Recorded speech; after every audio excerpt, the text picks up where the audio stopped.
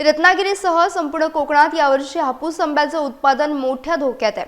November महिन्यात आलेल्या पहिल्या टप्प्यातील मोहराला केवळ 10% कमी फळधारणा झाली आहे। थंडीच्या काळात सुमारे 80 ते 90% झाडांना मोहर आला होता। मात्र सततचे धुके, ढगाळ हवामान आणि कडाक्याच्या थंडीमुळे हा मोहर काळा पडून गळून गेला।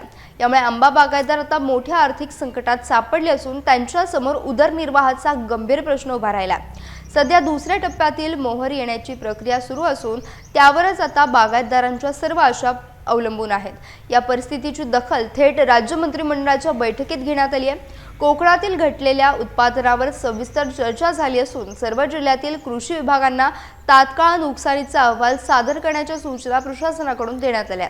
निसर्गाच्या लहरीपणामुळे हापूसचे अस्तित्व धोक्यात आल्याने बागायतदार पूर्णपणे हवालदिल झाले असून सरकारने मदत करावी अशी मागणी आता जोर धरते आहे।